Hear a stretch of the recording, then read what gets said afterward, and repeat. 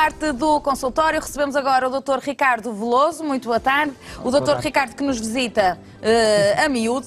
Vamos falar sobre gastroenterologia, e, nomeadamente, agora na segunda parte, falaremos sobre doenças inflamatórias intestinais. Pode ligar o 225-083-204 para tirar as suas dúvidas ou questões no âmbito desta especialidade já na terceira parte. Pode também enviar um e-mail para consultório@portocanal.pt caso não possa entrar em contacto connosco via telefone. Dr. Ricardo, as doenças inflamatórias intestinais acabam por estar associadas a outras patologias, podem ser isoladas, facilmente são confundíveis com pequenas indisposições e as pessoas vão passando à frente, vamos dizer assim, não olham para elas com a devida atenção. O que é que há que dizer aqui sobre este tipo de doenças? É tudo verdade e muito boa tarde e novamente obrigado pelo convite. Para falarmos aqui hoje, eu acho que hoje o importante não vai ser falar propriamente o que é que são, muito exaustivamente, o que é que são estas doenças inflamatórias intestinais. Acho que qualquer pessoa que já foi à internet ver alguns sintomas digestivos já vê lá o nome doença de Crohn, colite ulcerosa, mas claro que há um grande número de pessoas que têm estas doenças, que sabem, mas que imensas vezes têm muitas dúvidas sobre esta doença e não têm a capacidade de conseguir desmistificar isto com o médico. Acho que nós hoje o que vamos tentar tirar aqui alguns mitos, algumas ideias pré-concebidas deste tipo de doenças. As doenças inflamatórias intestinais, como diz bem, podem ser entidades isoladas, que habitualmente o são, e também acho que vamos falar disso, ou se tem uma ou se tem outra, ou se tem doença de Crohn ou se tem colite ulcerosa, mas efetivamente pelo menos um terço das pessoas com este tipo de doenças têm o que nós chamamos de manifestações extra-intestinais. Ou seja, apesar de serem doenças do tubo digestivo, exatamente, um terço destas pessoas vão ter manifestações fora do intestino que podem ou não estar associados com a atividade da doença. O que é esta atividade da doença? Estas doenças cursam naturalmente por melhorias e agravamentos ao longo do tempo. Há vários padrões diferentes, tanto para a colite ulcerosa como para a doença de Crohn, mas não é muito incomum uma pessoa ter uma crise da doença, achar que é uma gastroenterite, deixa passar e a doença naturalmente não volta ao normal, mas pelo menos adormece durante um bocadito e as pessoas depois voltam a ter outros sintomas, e realmente às vezes não é fácil chegar ao diagnóstico. Ponto 1, porque as pessoas não procuram imediatamente assistência médica e isso na grande maioria dos casos está correto, porque também não são assim doenças tão frequentes quanto isso. Andarão à volta das 20 pessoas, tanto para a colite ulcerosa como para a doença de Crohn, 20 por cada 100 mil habitantes. É cada vez mais frequente, entre aspas, ou seja, parece estar a haver um pequeno aumento ao longo do tempo deste tipo de doenças, especialmente nos países industrializados, mas ficamos na dúvida se é um aumento real ou se as pessoas têm mais acesso, exatamente, têm mais acesso, procuram mais facilmente, vão mais facilmente ao Dr. Google. Muitas coisas são disparates, mas às vezes ajuda e, efetivamente, as pessoas têm melhor acesso, mais informação e talvez nos procurem mais e nós diagnosticamos também com mais facilidade, até porque os métodos endoscópicos neste momento estão muito mais liberalizados do que eram há 20 ou 30 ou 40 anos atrás. Agora, vamos só fazer a destrinça entre doença de Crohn e colite ulcerosa, vamos só caracterizá-las e depois passamos então aos mitos e verdades. Perfeito, acho ótimo. Pronto, elas são as duas doenças do tubo digestivo. Elas são as duas doenças de inflamação crónica do tubo digestivo. Não são, nós também vamos ver isso, não são propriamente doenças autoimunes do ponto de vista que não há nenhum anticorpo que vá atacar diretamente o intestino, mas são doenças da imunidade. Nós ainda não sabemos o porquê destas doenças acontecerem, sabemos que há uma predisposição genética de algumas pessoas, sabemos que depois há fatores do hospedeiro, como por exemplo a flora intestinal, como por exemplo alguns medicamentos que podem ser tomados ao longo da vida, que parece que algumas pessoas fazem o trigger para esta doença e as pessoas depois perpetuam essa inflamação ao longo da vida por um mecanismo mediado imunologicamente. A grande diferença entre a doença, entre muitas outras... Estamos a falar de doenças crónicas. Doenças crónicas, incuráveis à luz da ciência atual, infelizmente, mas já temos medicação muito boa que pelo menos consegue controlar a doença e controlar as complicações associadas a esta doença. Uma das grandes destrinças entre a colite ulcerosa e a doença de Crohn, classicamente diz que pode dar em qualquer parte do tubo digestivo, desde a boca ao ânus. Ou seja, uma doença que pode dar no estômago, no esófago, apesar de raramente, no intestino delgado todo e também no intestino grosso. Ao passo que a colite ulcerosa não tem esta capacidade. A colite ulcerosa, e como o próprio nome indica, colite colon, apenas consegue atingir o intestino grosso e habitualmente, não sempre, mas geralmente vai desde logo o reto, que é a parte final do tubo digestivo, até uma extensão variável, pode ir até meio do intestino grosso ou ocupar a totalidade do intestino grosso. Em termos de... É uma pergunta frequente, porque nós às vezes temos dúvidas, 7 a 10% das pessoas nós não conseguimos dizer logo, olha, você tem colite ulcerosa, você tem doença de Crohn, às vezes não é possível imediatamente e durante 2 anos, às vezes até, temos algumas dúvidas qual é o diagnóstico. E uma pergunta frequente é as pessoas perguntarem, qual é a pior? Eu digo, não há pior nem melhor nestes assuntos, elas duas têm um comportamento diferente e tal como há doenças de Crohn muito levezinhas, há colites ulcerosas também muito ligeirinhas, tal como há doenças de Crohn extraordinariamente graves, também há colite ulcerosa extraordinariamente grave. Regra geral, a colite ulcerosa é mais fácil de controlar num estado inicial, mas isso não é verdade para todas as colites ulcerosas. Por isso, portanto, não há aqui verdades absolutas. Não há verdades absolutas, infelizmente. Tem que se ir ali equilibrando também medicações, não é? E às vezes não somos nós que decidimos, é o intestino da pessoa que decide o que é que nós temos que fazer a seguir e nós temos que andar sempre, nós fomos, nas últimas décadas, fomos passando de uma perspectiva de mais expectativa e de ver como uma doença se comportava, mas nós nos dias de hoje sabemos que isto não é correto. Nós devemos atacar-se, entre aspas, atacar no bom sentido, estas doenças em fases precoces, porque nós sabemos que se nós controlarmos a doença inicialmente vamos conseguir melhorar a qualidade de vida a longo prazo destas pessoas. Por isso temos assistido a uma alteração terapêutica e como nós abordamos estas doenças. Em todo caso, depois, elas podem as duas provocar estas coisas que nós chamamos das manifestações extraintestinais. Elas tipicamente cursam com diarreia, às vezes com sangue, às vezes não. Em termos de sintomas e de qualidade de vida, elas podem ser exatamente sobreponíveis e retirar a mesma qualidade de vida, apesar da doença de Crohn, classicamente, cirurgia é necessária mais vezes e isso pode reduzir a longo prazo a qualidade de vida. Mas não há uma melhor, não há uma pior. Elas são distintas, apesar de serem deste grupo grande que são as doenças inflamatórias do intestino e são as duas principais. Depois há umas menos frequentes, são as colites microscópicas, mas estas são as pessoas que quando vão à internet vêem logo doença de Crohn, especialmente, e depois a colite ulcerosa. Muito bem. Agora vamos tentar desmistificar aqui então alguns dos mitos associados a estas patologias. Uma delas é, pelo facto de serem doenças que se ouvem falar mais agora, e estávamos a falar disso há pouco, será que estas doenças são doenças muito recentes ou apenas descobertas há alguns anos e por isso se ouve falar tanto delas agora? Exatamente, e é falso totalmente, isto é uma das ideias que as pessoas têm.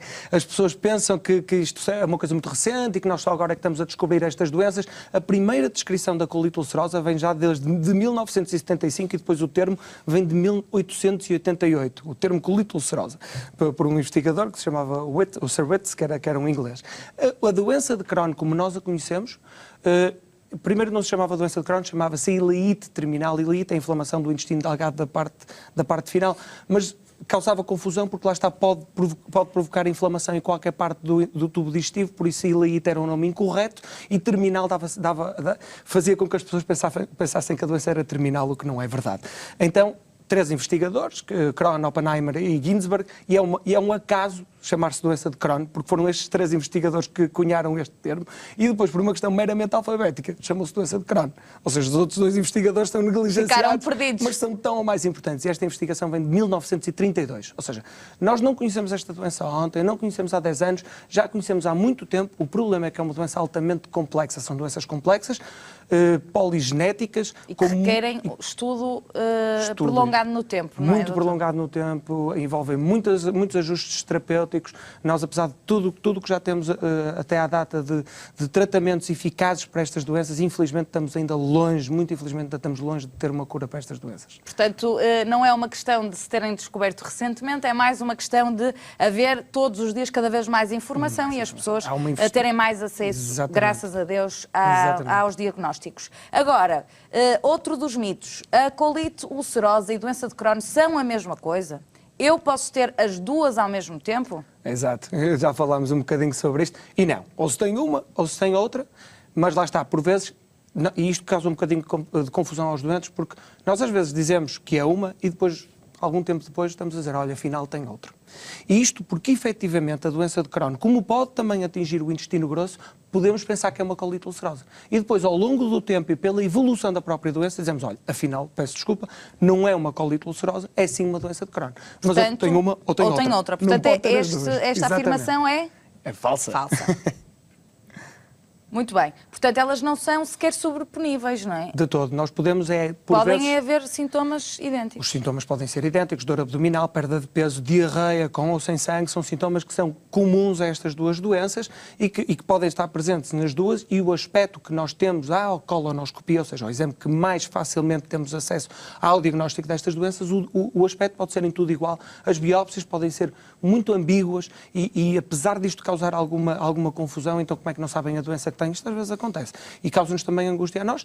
A base do tratamento das duas acaba por ser semelhante, também como vamos falar um bocadito, por isso, numa fase inicial às vezes não é assim tão importante sabermos se tem uma colite ulcerosa ou uma doença de Crohn, porque a forma como a vamos tratar é relativamente igual na maioria dos casos. Portanto, depois o que interessa é controlar os sintomas. Controlar os sintomas, ter um diagnóstico correto naturalmente. E mesmo essas perdas de sangue não são desejáveis, não é? Não são, não são de todo. E Portanto, o aí objetivo... é que tem que se controlar, não é? Sim, temos que controlar. Nós também passamos de uma evolução grande nas últimas décadas do tratamento destas doenças, em que inicialmente pensávamos que desde que as pessoas se sentissem bem, isto era o suficiente. As pessoas sentem-se bem, então não há problema absolutamente nenhum, só precisamos de dar medicação para as pessoas se sentirem bem. Nós sabemos hoje que isso não é verdade. E sabemos que temos que atingir uma melhoria em todos os aspectos, seja a nível da qualidade de vida, seja a nível das análises, seja a nível da endoscopia, ou seja, vamos lá ver e ver que está tudo cicatrizado. Mesmo que a pessoa se sinta bem, vocês querem ver que está tudo melhor. Exatamente, não é? porque nós sabemos que se o intestino estiver cicatrizado, isto a médio e longo prazo traz imensos benefícios na vida da pessoa e muitos benefícios também em termos do controle da doença. Por isso nós estamos cada vez mais invasivos, entre aspas, mas cada vez estamos a conseguir proporcionar uma melhor qualidade de vida às pessoas. Muito bem. Outra das afirmações é: estas doenças podem provocar alterações noutros órgãos que não o intestino e, infelizmente, pelas palavras que disse há pouco, arrisco a dizer que é verdadeiro, não é? Exatamente, esta se calhar é a única verdadeira que vamos ter hoje. E pode. 1/3 das pessoas têm manifestações extraintestinais, algumas acompanham a atividade da doença, ou seja, são até pequenos sinalizadores que a doença está ativa. É um caso frequente, não é muito frequente, apenas 1/3 das pessoas é que tem, mas há umas manchas na pele dolorosas que se chama eritema nodoso, que podem aparecer com a atividade da doença, mas outras doenças cutâneas podem aparecer e que estão relacionadas com a doença inflamatória, mas que não estão de todo relacionadas com a atividade da doença. Ou seja, podem, mesmo a pessoa estando bem, estando a doença em remissão, ou seja, adormecida, entre aspas, podem acontecer na mesma e também merecem tratamento específico. Temos o caso também de outra doença de pele. Também afetam a qualidade de vida. Não é? Afetam, podem afetar imenso. Apesar e às vezes de não ser no intestino, não é? Não quer dizer que não afetem as pessoas. Cerca de 30% das pessoas têm algum grau de dores articulares, por exemplo, que há 2 tipos de artralgias, pronto, também não interessa aqui para o caso, mas que o controle muitas vezes pode ser conseguido através de anti-inflamatórios esses que nós sabemos que podem provocar agudizações da doença. Ou seja, às vezes é um equilíbrio complexo entre o que é que nós podemos dar ao doente e oferecer aos doentes, porque essas dores articulares por vezes provocam uma maior redução na qualidade de vida das pessoas, porque acordam com dores, vão tendo dores ao longo de vida, têm limitação funcional, do que o facto de irem 1 ou 2 vezes ou 3 vezes ao quarto banho por dia. E às vezes é complicado, nós conseguimos, muito complicado, às vezes, nós conseguimos controlar aqui, este então, tipo cada de caso sintomas. é mesmo um caso, Cada não caso é? um caso. Há uma coisa importante. Convém haver ali também doentes, um bom diálogo, não é? Exatamente. Entre o médico. É fundamental. As pessoas às vezes, como acham que não é do foro da gastroenterologia, não falam nada. E é importante que nos digam, não, olha, eu estou a ter dores aqui, ou tive esta mancha na pele, ou tenho aqui uma psoríase que me apareceu assim de repente, porque são coisas que podem estar relacionadas com as doenças inflamatórias. Isso tem a ver com a absorção de nutrientes? Tem a ver como é que uma coisa influi na outra? Há algumas que podem estar, mas não a globalidade. Isto é um processo autoimune, ou por outro, da imunidade, mais propriamente, em que nós ainda não conhecemos o porquê, mas sabemos que há pessoas com doença inflamatória que, por um mecanismo de imunidade, vão ter também inflamação noutras partes do corpo. Isto é largamente desconhecido, ainda apesar de toda a investigação que nós temos neste campo. Mas tem-se feito, doutor? A investigação aqui está em andamento? Ui, brutal. É enorme, então é mesmo, o caso é difícil, é bicudo. Eu costumo dizer que esta doença é muito complexa. É muito complexa porque ela ativa muitas vias de inflamação. Imagina uma espécie temos uma cascata em que por cima temos tudo o que está a fazer a inflamação e depois vai caindo toda essa cascata de inflamação vão caindo sobre outras áreas da inflamação e vai-se divergindo. E nós, o problema é que quando tentamos bloquear tudo cá em cima, não é uma boa ideia, porque aí vamos expor os doentes também a muitos efeitos laterais. Então o que é que nós estamos a tentar agora? Estamos a tentar ser seletivos ao nível desta cascata, ir tentando lá mesmo quando elas estão no final, tentar bloquear isso, tentar bloquear a nível do intestino mesmo. Mas isto é muito complexo, tem muitas interações, é uma ciência que não é por anos, é por décadas, infelizmente, até porque isto na medicina avança lentamente e é assim que tem que ser, porque nós temos que perceber se eles funcionam, se eles são seguros e que efeitos é que vão ter daqui a 5, 10, 20 anos, que as pessoas vão viver isso e nós temos que ter a certeza que essas coisas são eficazes ao longo da melhor do tempo. forma, Exatamente, não é? Agora, as doenças inflamatórias intestinais são doenças autoimunes? Lá está, não propriamente, são doenças da imunidade em que há uma inflamação crónica, parece que há ali parece que alguém vai ligar ali o termostato e aumenta o termostato destas doenças na inflamação e há uma inflamação crónica autoperpetuada no intestino, o que não há propriamente é um autoanticorpo. Pronto, as pessoas já ouviram falar, por exemplo, na tiroidite autoimune, mesmo no lúpus, que são doenças clássicas autoimunes em que nós sabemos que há um autoanticorpo que vai atacar certas células. Aqui não acontece propriamente isso. Há um trigger qualquer, há ali um gatilho que faz com que haja uma maior inflamação que depois é autoperpetuada. Isso sim, por um mecanismo imunológico, mas não propriamente autoimune. Muito bem. Agora, as doenças inflamatórias intestinais...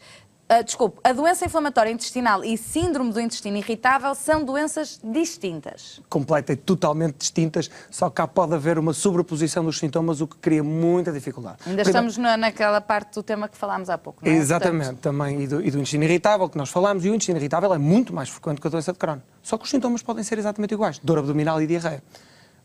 Ato contínuo, o que é que toda a gente faz? Internet, Dr. Google, diarreia, dor abdominal. Doença de Crohn. Mas isso do Dr. Google, a mim faz muita confusão, doutor. Diga lá para casa a mensagem que quer passar. Eu acho que é habitual, eu acho que é normal as pessoas irem à internet por tudo e por mais alguma coisa. E acho natural que o façam com os sintomas. Acho que têm que ser críticos com a informação que vem, porque... Não há nada melhor mesmo que ir ao médico, não há nada pelo menos do que tirar as dúvidas, porque senão as pessoas vão aterrorizadas, acham que têm uma doença grave, muito mais grave do que é que têm. E o intestino irritável, lá está, uma doença do funcionamento do tubo digestivo. Ele intrinsecamente está normal, nós fazemos uma colonoscopia e dizemos uma coisa que eu evito dizer... Mas depois também têm muito medo da colonoscopia. Bom, mas isso já são outros problemas. E é isso que temos que explicar também lá para casa, que isso já não é assim. Não, a colonoscopia faz-se com sedação, a sedação não aumenta os riscos da colonoscopia. Uma sedação que ouvi dizer também até muito agradável. Super agradável, as pessoas dizem dormem. As pessoas. Aliás, eu acho que mais de metade dos doentes que fazem colonoscopia acordam a perguntar: será que eu posso levar um bocadinho disto para casa? Que é para dormir melhor, ter um sono confortável, acordam sem dores, acorda tudo bem. O risco de complicações associadas às colonoscopias, apesar de naturalmente existirem, é extraordinariamente baixo, muito baixo. Talvez haja uma perfuração em cada 10.000 colonoscopias, ou seja, isto é muito, muito baixo. Não é por isso, não há que ter medo, as colonoscopias são importantes, claro que não são para fazer a torta e a direito, mas claro. Nas pessoas em que há dúvidas, especialmente se temos dúvidas se é um intestino irritável, se é uma doença inflamatória, a colonoscopia é fundamental. Outra coisa apenas é que as pessoas com doença de Crohn, especialmente, têm mais intestino irritável. E às vezes é muito difícil perceber se os sintomas são por causa do funcionamento do tubo digestivo ou se alguma coisa está mesmo mal a nível orgânico, como existe nas doenças inflamatórias intestinais. Em todo caso, são duas doenças distintas, não têm nada a ver, e quem tem intestino irritável não precisa ter uma doença inflamatória e o contrário também é verdade. Agora, apesar daquilo que disse há pouco, os tratamentos para as duas doenças são iguais, por isso não interessa qual doença tem. Exato, não é verdade. Apesar de haver uma base comum, porque há uma base comum também para estas doenças, ou seja, elas partilham uma base imunológica que nós ainda não compreendemos na totalidade, mas sabemos que há aqui qualquer coisa a nível da nossa imunidade que fica desarranjada e começa a inflamar.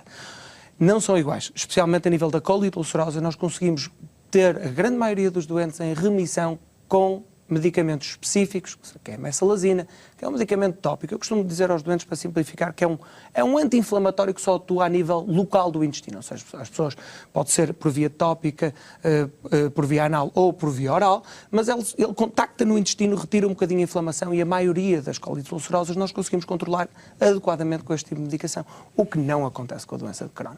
Na doença de Crohn, este tipo de medicamentos são largamente ineficazes, apesar de nós por vezes darmos, mas em casos muito específicos, mas regra geral, uma doença de Crohn que esteja cronicamente ativa, nós precisamos de outro tipo de medicamento, ou seja, É importante sabermos quais são as duas doenças, é importante saber a localização da doença, é muito importante saber a atividade. Não é, como dizem os ingleses norte-americanos, one size fits all. Não é tamanho único, não é tratamento único.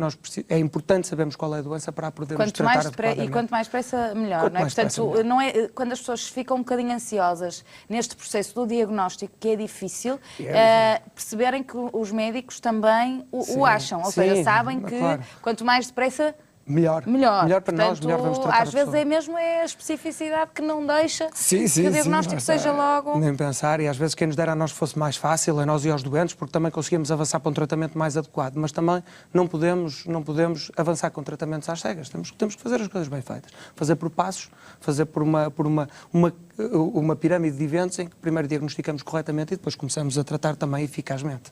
Agora, será que é verdade que os tratamentos utilizados são tão agressivos que mais vale a pena não fazer nada? Isso é outro dos mitos que as pessoas têm, que a maioria das pessoas com doença inflamatória intestinal têm, que é isto faz tão mal, eu li as bulas dos medicamentos, isto é horrível, isto vai-me fazer tão mal. Não, isto é falso.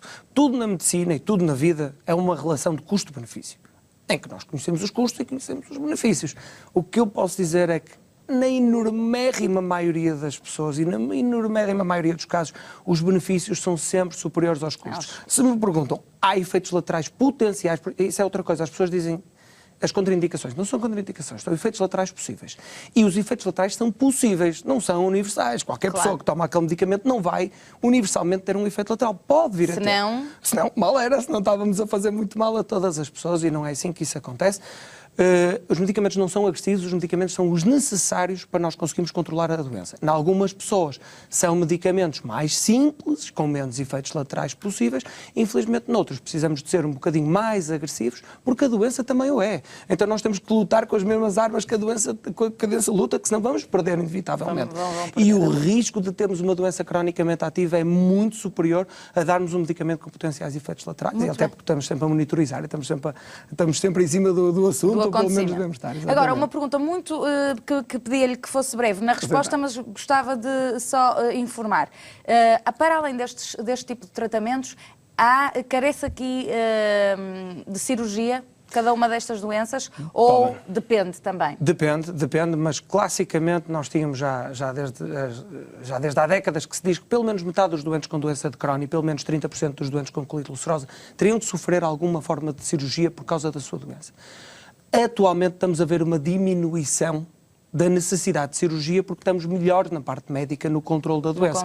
Temos melhores medicamentos, então conseguimos protelar pelo menos, ou conseguimos diminuir mesmo a probabilidade de cirurgia. Andará à volta de 10%, especialmente em Portugal, que nós somos pouco para a cirurgia, 10 a 30% na colite ulcerosa, mas cerca de 30% dos doentes com doença de Crohn ainda vão precisar de alguma forma de cirurgia. É o que nós queremos evitar a todo custo, mas por vezes é mesmo o melhor para a pessoa e quando é preciso tratar eficazmente, seja de que forma for. Muito bem. Agradecer ao Dr. Ricardo, mas o Dr. Ricardo não vai a lado nenhum, vai ficar aqui comigo no intervalo porque vai responder às dúvidas e questões do público que nos vê em casa, já a seguir a um breve intervalo. Até já.